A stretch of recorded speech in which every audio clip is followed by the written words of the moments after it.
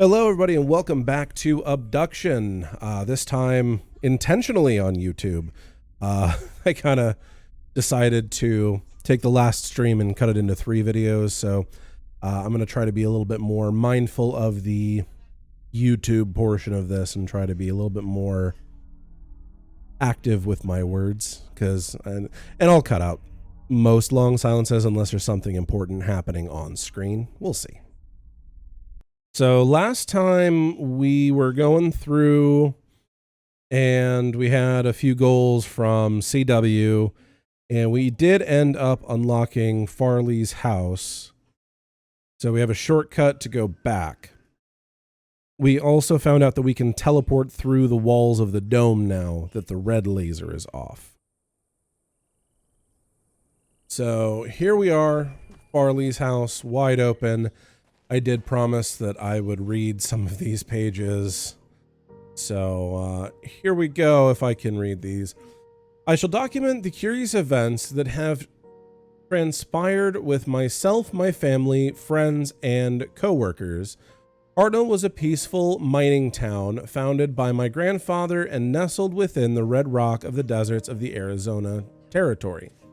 Its 163 inhabitants heard a mighty explosion on the night of June 27th, 1903. I sent several workers through the town to verify that the explosion had not caused any injuries or damage to mining equipment. They returned and reported that it must have been a loud clap of thunder caused by dry lightning, for they found no damage. It was not until the light of the next morning that we were amazed to realize something profound had indeed occurred. At some point during that night, our entire mining facility and a large circle of the land around it seemed to have been scooped up and carried off to a completely different place, all without anyone knowing about it.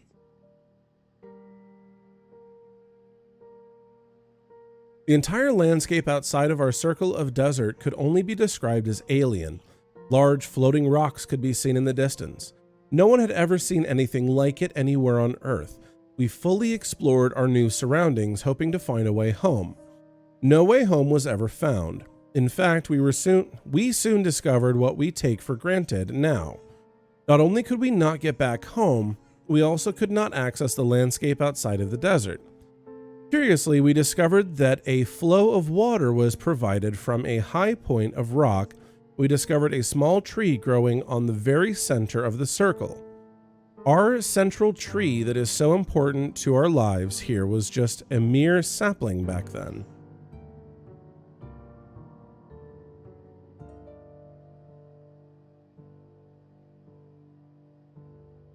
Species description. This one's going to be long. I apologize. Mofang. Through ambassador seeds, the Mofang were the first non-human species humans were introduced to. And Liang was the first to call the alien a Mofang, impressed with their advanced ability to imitate our sounds, movements, and mannerisms. Although they have a name for themselves, their language is mostly unpronounceable by humans. As a result, and because of their mimicry abilities, communication with the Mofang is primarily accomplished by their learning human languages rather than humans learning to speak Mofang. They have been able to learn almost every human language represented in Hunrath, enough to provide functional if rudimentary communication. The Mofang basic external morphology is remarkably humanoid, bilateral symmetrical tetrapods, bipedal, head with anterior facial features, mouth, eyes, nostrils.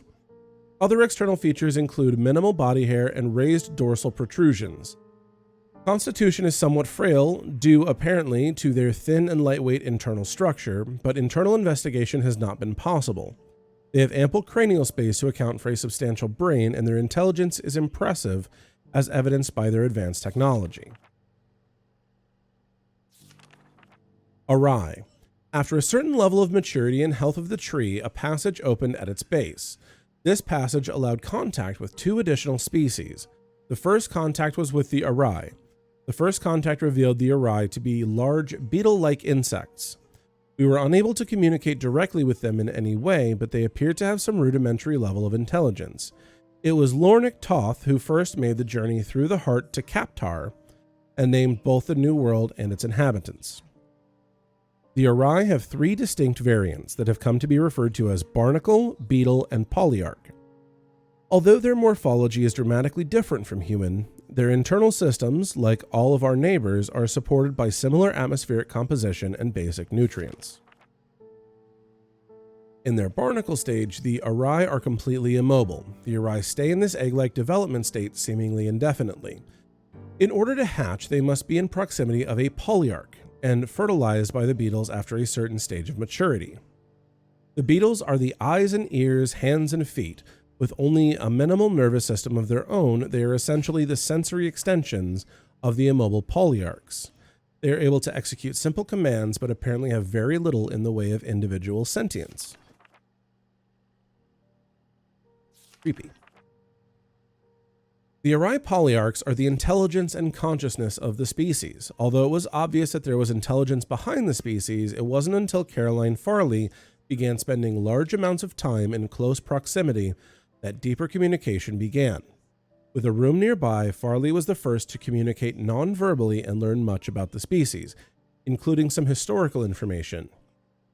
The Arai species survived in their world while several other sentient species came and went, among them an ancient species who formed a deeper relationship with the Arai, carving temples and dwellings for them in the rocks, and later a more recent species that took over much of their homeworld.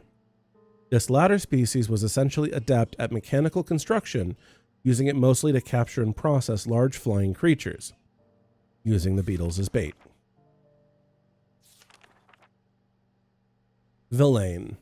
The final species to be discovered were the Villain. The Villain had been communicating with the Arai for many years through ambassador seeds, but became part of the larger community very shortly after the Arai. With a large and imposing frame and a form of communication based on a complex, multi-voiced, low-frequency rumble, the initial introductions were intimidating.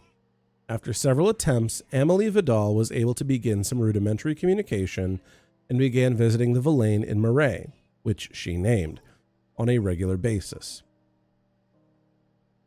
She discovered a complex and amazing society that was able to use their technology in unexpected ways. They had the ability to quickly transform their world using extruded structures based on some form of complex miniature substrate material. Unlike the other worlds, the Villain sphere is scooped out of a Villain resettlement group that was preparing to set off into space to find a new homeworld. This was their way of life, to put themselves into stasis and scatter themselves throughout the stars. As mentioned previously, their appearance is imposing, standing about 9 feet tall with a distinct reptilian resemblance. They have 6 limbs, 2 muscular legs and arms, and a smaller set of arms. They control every aspect of their technology with their vocalizations, but over the years they have created control panels based on their number system that allow other species to easier access elements of their technology. Grammar. Yeah, intimidating indeed. All right, on to the next one. Communication, talking with our neighbors.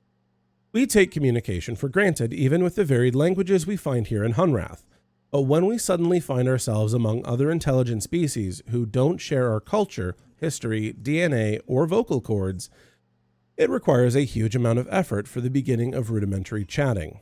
This quick overview will set the stage for what to expect when communicating with our neighbors.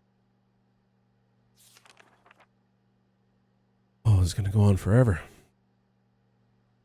The Mofang were the first non-humans we met, with at least some level of similar physical vocal generating abilities. They picked up human words quickly. This early mimicry resulted in what the species became to be called grammar. Even though they were able to mimic single words and simple phrases, it became evident over the years that huge grammatical differences were not easy to overcome. Some have proposed that the difficulty may have arisen because the Mofang insisted on attempting to learn every human language, and as a result were never able to lock onto any consistent grammatical structure. Nevertheless, in spite of the rudimentary sentence construction, it has been very easy to communicate, and it has been unnecessary for us to learn their language beyond a few simple phrases and names. If you'd like to learn more about communication with the Mofang, please contact Tam. Villain. The Villain have presented a particular communication challenge. From what we can gather, they produce sounds using two large reed-like structures inside opposite sides of their heads.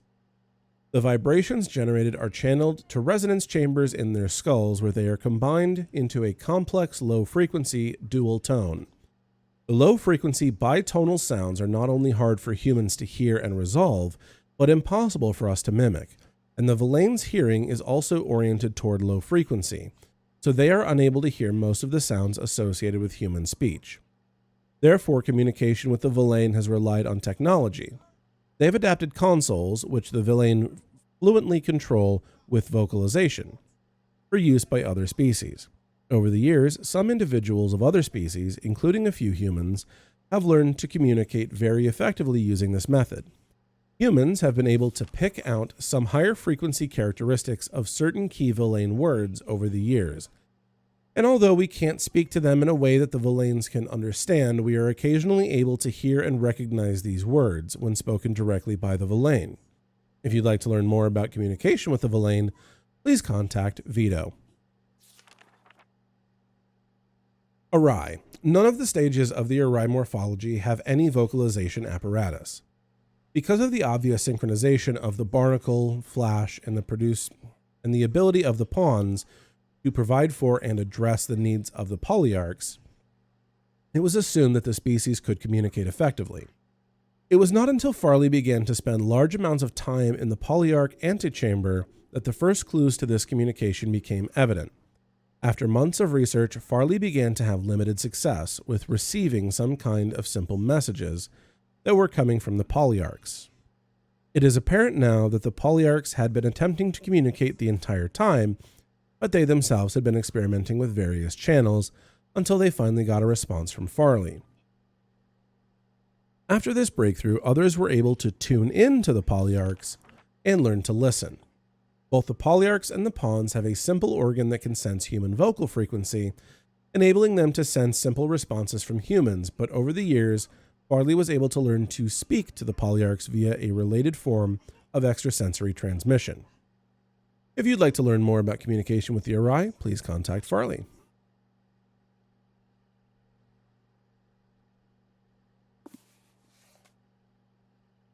Seed information.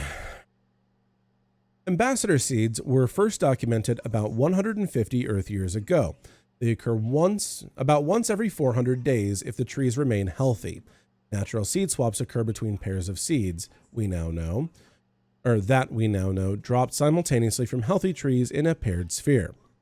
When each seed was touched by species in sphere, the swap occurred, sending an ambassador from each sphere to the paired sphere. We're going to have to learn how to do that to get to other spheres. Location of the swap is defined by the locations of the pairs of seeds. After the first swap, the seeds recharged quickly, allowing for a quick return. First meetings were intense but naturally short. It was quite a surprise for both the Mofang and us. Over time, the seeds required more time to recharge, producing longer visits between species.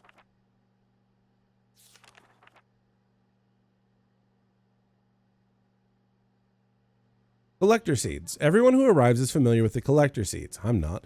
The bright light that we were all drawn to right before the event that brought us here is a collector seed. Oh, now I am. What new arrivers may not be aware of is that these seeds, like all seeds, come in pairs. When the tree drops a collector seed on the ground, it signals that its twin has begun its quest for a new being. That search may take hours or it may take years. When an appropriate situation, unnatural threat of death, is found, the seed activates and swaps a smaller but varying sized sphere from Earth or whatever appropriate home world here to Hunrath. As Hunrath became more populated, we would watch for a newly dropped collector seed, collect it, and place it in the entry canyon area. This allowed us to provide a more predictable entry experience for new arrivers and provide a single area to collect any resources that may have come along with the new arriver.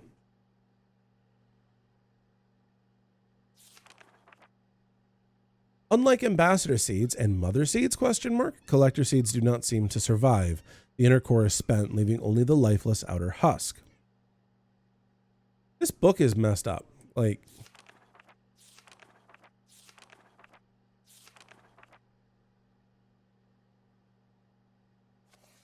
It's messed up. Okay.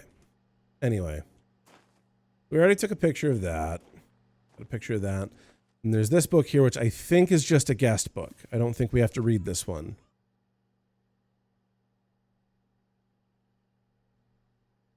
Yeah, where you came from, who you are. There might be numbers in here that we need. I think I took pictures of it. If not, we can always come back and take pictures of it. So we still don't know how to get underneath the tree. What we do have, however, is a way to get our train to teleport. So let's do that. Figure out what we can do with this train. And whoop, go from there. All right. I need to be on the other side, don't I? All right. Let's go ahead and get on to it. Just a little bit to make sure that that's going to let us. Perfect. All right, here we go. We're going to go right through the barrier. We can make it up this hill.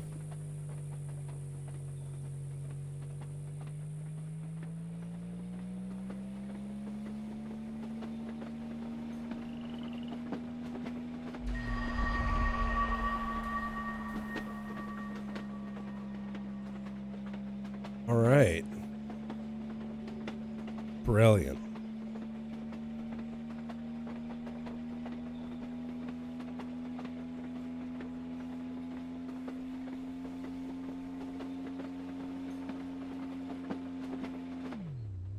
I wonder where that track takes us.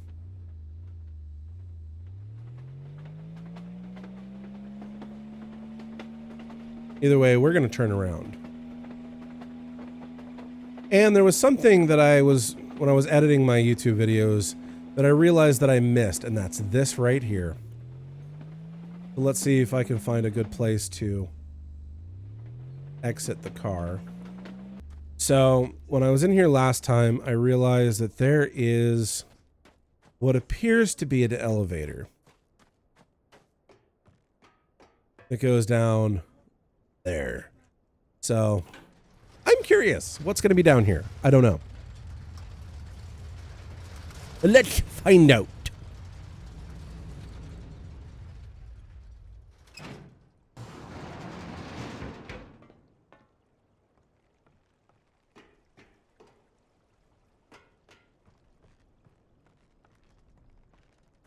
Okay. Anything fun? Anything interesting? Tires, some barrels, and down by the water. So,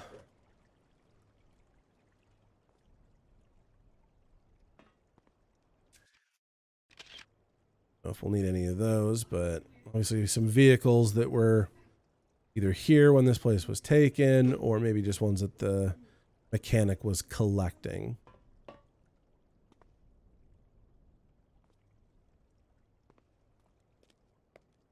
What we got here? Are you in trouble? Need help? Call 1555. Help you. Can help. I'm going to take that just in case those numbers come in handy. We got this here. This looks very helpful. Worksheet, multi-purpose villain control panel interface. This is the control panel that the villains have supplied for our use. Although they are able to control their systems via vocalizations, they have provided these control panels for other species that have limited access and control. If you have trouble, please find Noah for help. Remember, the villain numbering system is base 4. Drag from one blob to another to form the villain digits. Drag between blobs to disconnect. The standard panel has 5 digits, but single-digit panels are also used. Use only the first digit to simulate a 1-digit panel, 0 through 3. All panels will autocorrect for invalid entries. Okay, that looks painful.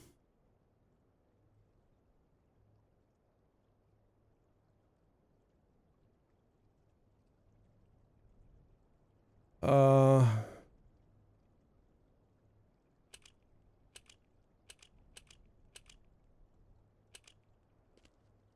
it's not on. This looks to be on.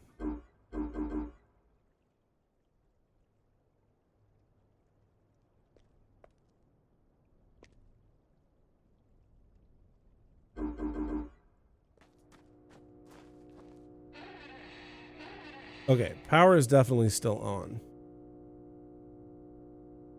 Garage in downtown. Barley, sphere, junkyard bucket.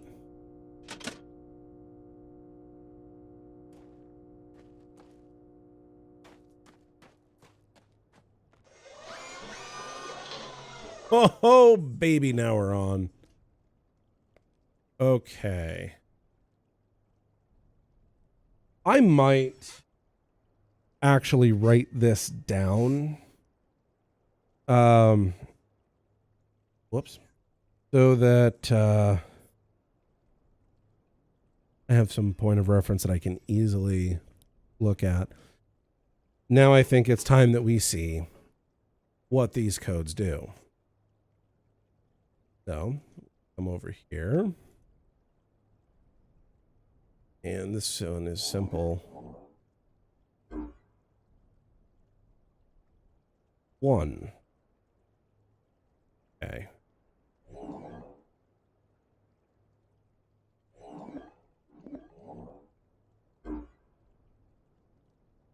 2.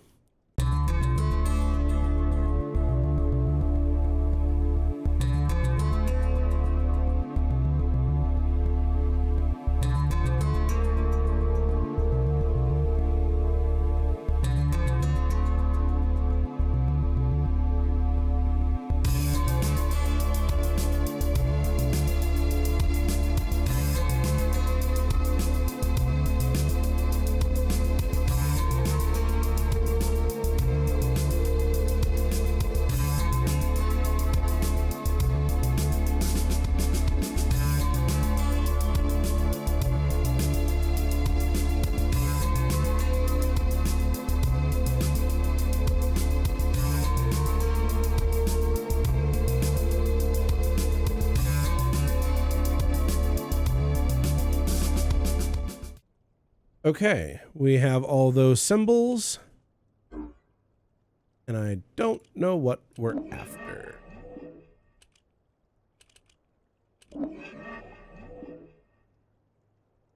Oh, okay. I can do it in reverse and see what numbers it provides. That's cool. Let's see. I don't know that we're going to need it, but we could do that Farley's house, which was 6341. I don't even know if that'll work. We could try that.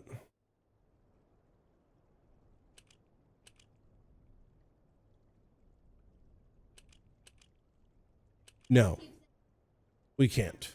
Okay.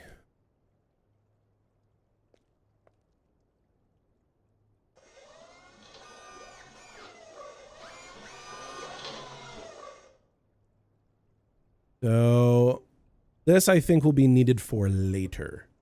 I don't think we need it right now. We are, however, going to open the garage door and we have another wonderful shortcut. Brilliant. Brilliant. Okay. So I guess we can go back up now that we've done that.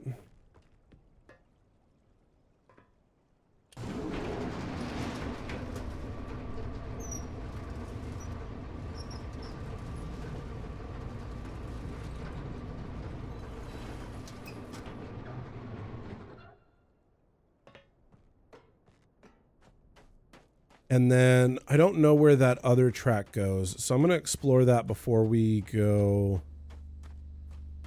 too far here.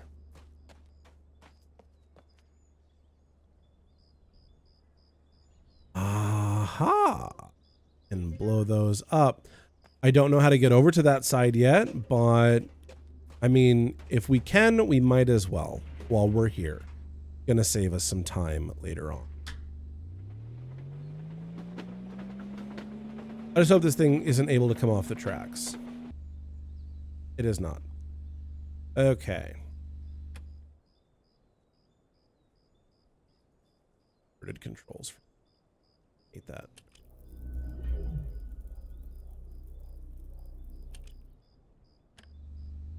All right.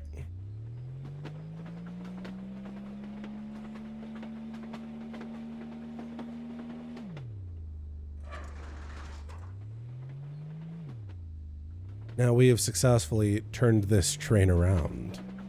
That leads to some interesting possibilities back at home base as well.